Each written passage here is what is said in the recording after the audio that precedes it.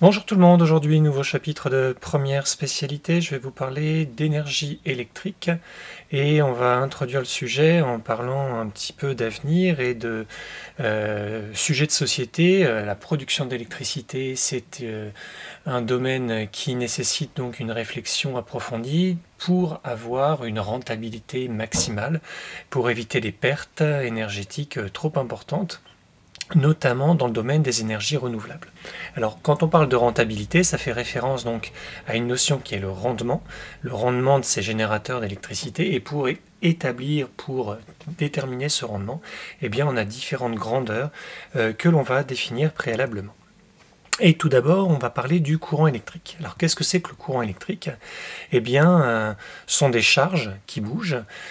Si on s'intéresse à des métaux que l'on retrouve par exemple dans les fils électriques ou dans des objets métalliques quelconques, eh bien, les charges qui bougent, ce sont des électrons libres qui vont bouger au travers du conducteur. Mais si on fait référence à des solutions, eh bien, le courant électrique va passer grâce à la circulation de charges qui sont les ions.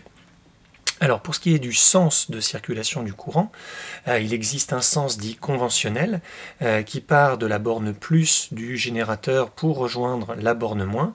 Et en fait, quand on regarde les différentes particules dont je vous ai parlé qui sont chargées, eh bien on constate que le sens conventionnel du courant, c'est le sens des charges positives dans la solution ionique, et ce sens conventionnel, il est opposé au déplacement des charges négatives, donc des ions dans une solution, ou des électrons à l'intérieur du conducteur. Donc là, on a vu ce que c'était que le courant.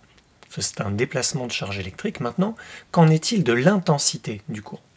Alors si on s'intéresse à un conducteur métallique, un fil par exemple de cuivre, on a ici représenté les atomes de cuivre, et en gris on voit des électrons qui sont donc mobiles. Ce sont les électrons libres, les moins attachés donc aux atomes de cuivre, qui vont sous l'effet d'un potentiel pouvoir circuler dans un sens. Si on prend une section de ce fil, eh bien pendant une certaine durée, il y a un nombre d'électrons qui va passer au travers de cette section.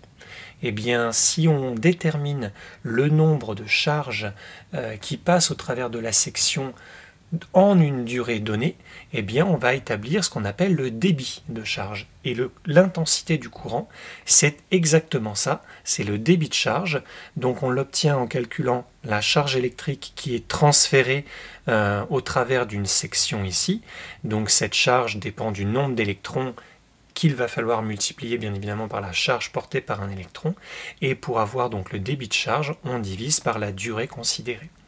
Au niveau unité, une charge électrique s'exprime en coulombs, la durée est en secondes, et donc l'intensité du courant pourrait s'exprimer en coulombs par seconde, mais on a adopté une autre unité qui s'appelle l'ampère, mais il y a une équivalence entre les deux. Si cette intensité du courant est constante, autrement dit si le débit de charge est constant, eh bien on parlera bien évidemment d'un courant continu. Alors pour obtenir un courant électrique, il faut bien évidemment un générateur. Donc là vous avez l'illustration de deux générateurs. À gauche, une alimentation stabilisée qu'on peut identifier à un générateur idéal, on va voir ce que ça sous-entend. Et puis à droite, vous avez une pile plate que l'on va mettre dans la catégorie des générateurs réels. Alors pour caractériser l'un ou l'autre, eh bien on va faire un montage.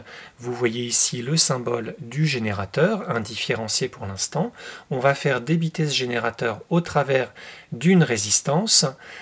On mesure l'intensité du courant qui circule dans cette boucle principale. On mesure la tension aux bornes du générateur. Et on a ici une résistance RP dite de protection, couplée à une résistance variable.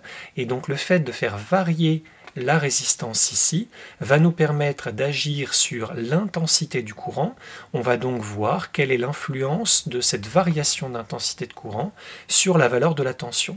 On va pouvoir ainsi tracer un graphique U en fonction de I, et ce graphique que l'on obtient s'appelle la caractéristique d'un générateur. Alors U en fonction de I, c'est la caractéristique d'un dipôle en général, mais là en l'occurrence on va s'intéresser à la caractéristique d'un générateur.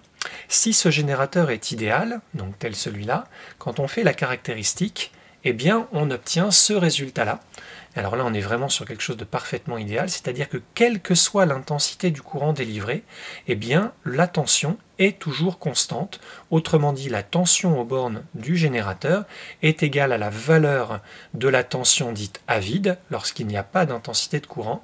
Et cette intensité à vide, on appelle aussi force électromotrice, est appelée E0. Donc voilà la valeur de la tension, quelle que soit l'intensité. Et voilà donc comment on représente un générateur idéal avec l'intensité du courant qui circule de la borne plus vers la borne moins. Si on fait la même caractéristique dans le cas d'un générateur réel, eh bien on obtient une droite qui est décroissante depuis une valeur à vide qui est exactement la même, enfin après ça dépend des générateurs, mais en tout cas on a une force électromotrice tension à vide E0, mais la différence c'est que la tension va chuter petit à petit avec l'augmentation de l'intensité du courant et de manière linéaire.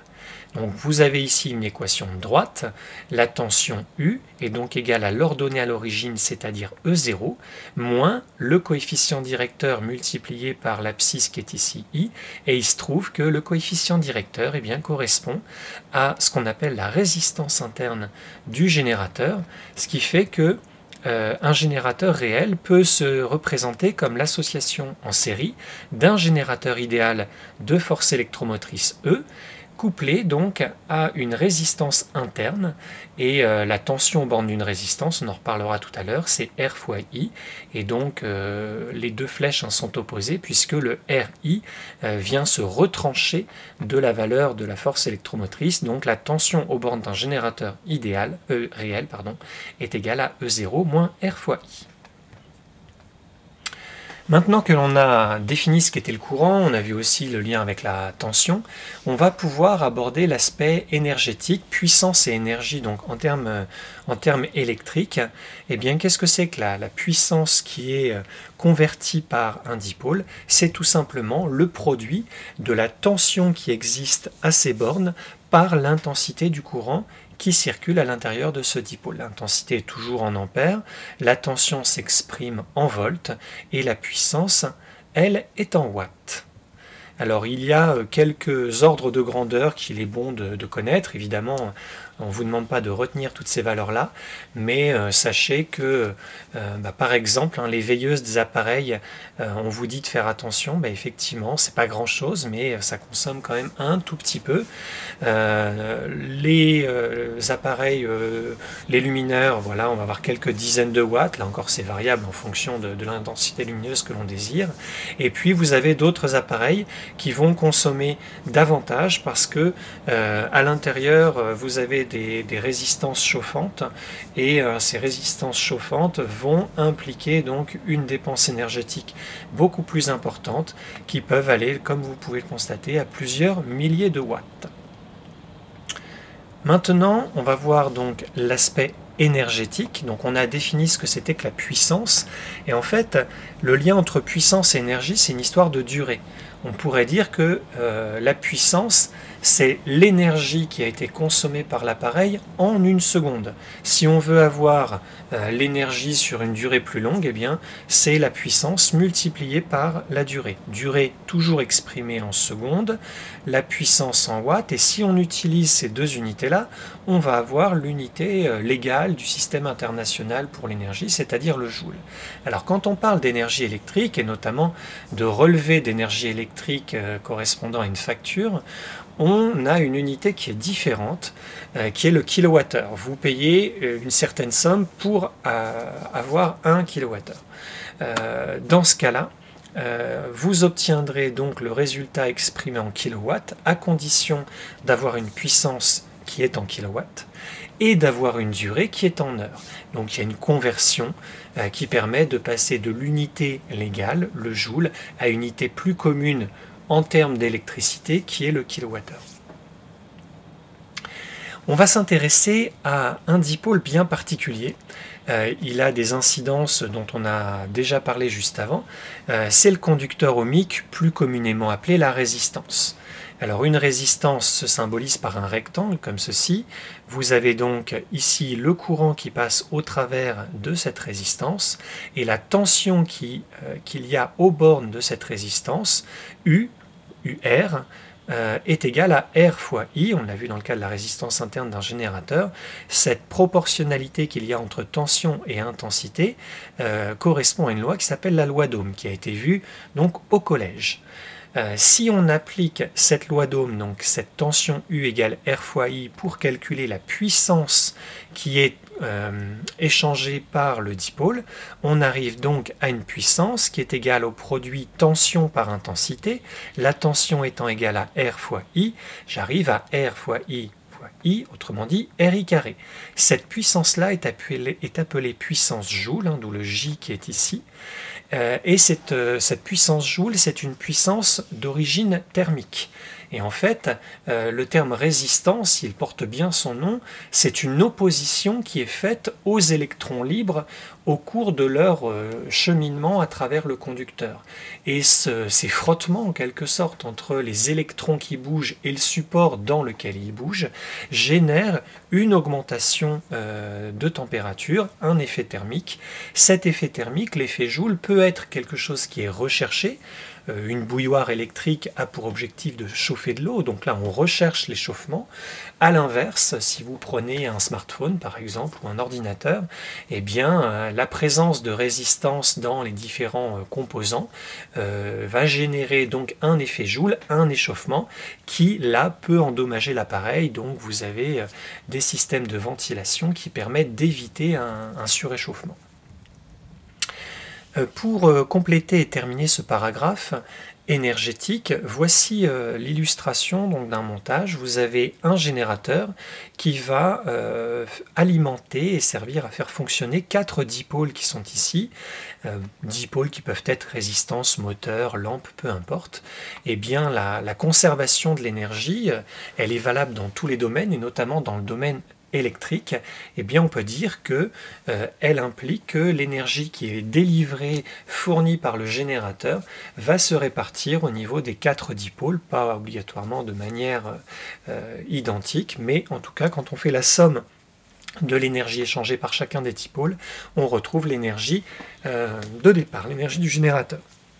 Si on veut maintenant obtenir une relation du même ordre en termes de puissance, il suffit de tout diviser par delta t, puisque l'énergie c'est P fois delta t.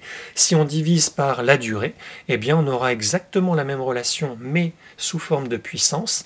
Et ça, c'est ce qu'on appelle un bilan de puissance, c'est-à-dire que on est capable de déterminer quelle puissance, par exemple, un générateur doit fournir pour alimenter et faire fonctionner tous les appareils que l'on a envie de faire fonctionner. Maintenant, on va aborder dans la dernière partie de ce chapitre ce que j'ai évoqué au travers de l'image de présentation, la notion de rentabilité en électricité. C'est quelque chose de fondamental pour éviter les pertes, et on va donc aborder cette notion de rendement pour un convertisseur. Qu'est-ce que c'est qu'un convertisseur? C'est un dipôle électrique qui va transformer une forme d'énergie en une autre forme d'énergie. Là, on parle des convertisseurs électriques. Les convertisseurs peuvent aussi se retrouver dans d'autres domaines. Donc, une forme d'énergie se retrouve transformée. Prenons l'exemple d'une lampe. Elle est alimentée par un générateur. Donc, l'énergie qui permet de faire fonctionner la lampe, l'énergie qui va être reçue par la lampe, c'est une énergie qui est électrique. Et cette lampe va nous fournir une énergie lumineuse. Cette énergie lumineuse, c'est ce qu'on appelle l'énergie utile. L'intérêt, l'objectif d'une lampe, c'est d'éclairer. Donc l'énergie lumineuse, c'est l'énergie utile. Mais en contrepartie, vous allez aussi avoir des pertes énergétiques que l'on va retrouver sous forme thermique. Si on fait fonctionner longtemps une lampe, et si on met la main dessus, on va bien sentir qu'il y a un échauffement, et ça, c'est pas l'objectif premier d'une lampe. Donc, quel que soit le convertisseur, dans des degrés variable évidemment, on a toujours l'énergie reçue qui va être transformée de manière plus ou moins importante en une partie utile et une partie que l'on va considérer comme des pertes. Alors les pertes peuvent se retrouver sous différentes formes. On peut globaliser les pertes. Et à partir de là, eh bien, on va pouvoir définir ce qu'on appelle le rendement. Le rendement est en fait la comparaison de l'énergie que l'on cherche à obtenir, l'énergie utile, par rapport à l'énergie que l'on a consommée, c'est-à-dire l'énergie qui a été reçue par le convertisseur. Le rendement, qui est symbolisé ici par la lettre eta, la lettre grecque, s'obtient donc en divisant l'énergie utile par l'énergie reçue par le convertisseur, mais ça peut tout à fait s'obtenir en termes de puissance, puisqu'il y a une proportionnalité entre l'énergie et la puissance. Ce rendement nous donne donc une valeur qui est forcément comprise entre 0 et 1, et qu'on a pour habitude de mettre en pourcentage. Si on a affaire dans notre chaîne énergétique à plusieurs convertisseurs successifs, eh bien on est capable de calculer le rendement global de cette chaîne en multipliant les différents rendements des différents convertisseurs les uns par les autres.